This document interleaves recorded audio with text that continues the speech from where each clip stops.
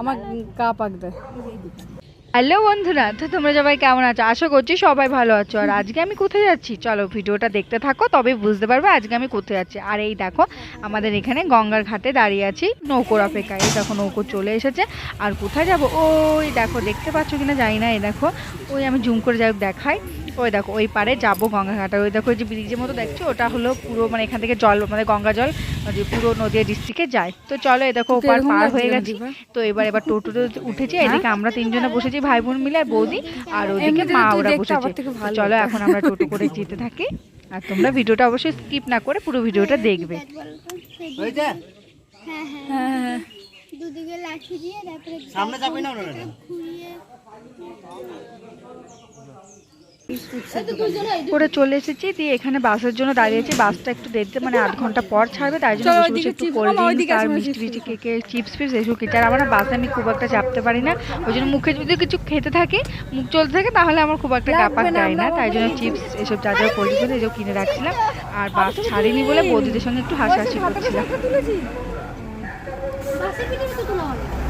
কই বাসের ভিতর তুলছি? বাসের ভিতর আমি তুলি না। আর বাসটা প্রচন্ড লেট করে বসে আছে, কখন থেকে বসে আছি বাসটা ছাড়ার নাম নেই। আর চারিদিকে এখন ভোটের প্রচার চলছে, তাই জন্য বাসও খুব একটা সহজ হচ্ছে পাওয়া গিয়েছে, আমরা সহজেই পেয়ে গিয়েছি, কিন্তু মানে একটু দেরি করে ছাড়ছে। এখানে ওখানে সব জায়গায় দাঁড়িয়ে ছাড়ছে, তখন খুব বোরিং ফিল করছি। বাসে এমনিতেই বসে থাকতে আমার খুব একটা ভালো লাগে না।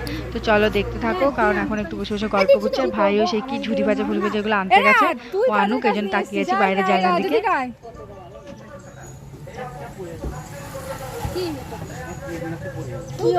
পড়ে গেল তো উঠে নিয়ে আসতি, রাস্তা দিয়ে তো পড়েছে।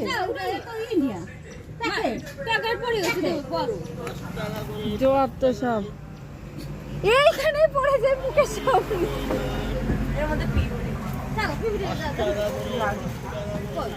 তোকে খাবে।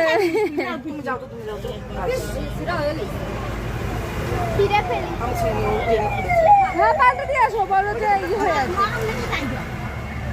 ভাঙিয়ে দেখ নরম নেই। হ্যাঁ পুরাটা খাবার নিয়ে কি শুরু করেছি। ওইটা তোমরা সবাই খাও আর আমি বৌদি খাও। নিবি এই দেখো বাসে দেবগ্রাম অবধি গিয়েছিলাম, তো সেইখান থেকে আর বাসে যাইনি, খুব লেট করছিল বলে আমরা টোটো ধরেছি। খুব একটা ইয়ে নেই, একই টাকা, 5 টাকা এরকম ডিফারেন্স হয় এক একজনের পিছনে। তাই জন্য আমরা ওখান থেকে টোটো মানে একদম নিজে রিজার্ভেশন করে টোটোটা করে নিয়েছি। তেহুট্টো ঘাট অবধি ওইখানে টোটো করে যাব। আর আর বাসটা একটু লেট হচ্ছিলো বলে অতক্ষণ কি করব, ভালো লাগছে না গরমের মধ্যে, ওই জন্য টোটো করে আর হাওয়া খেতে খেতে যাবো। প্রথম কথা ওটা আরামসে গেলাম। তো এই দেখো তেহুট্টো ঘাটে আমি চলে এসেছি, আর এখন ঘাট পার হবো। খুবই সুন্দর জায়গাটা, ভিউটা খুব সুন্দর। তো চলো দেখতে থাকো। চালিয়ে দিলাম।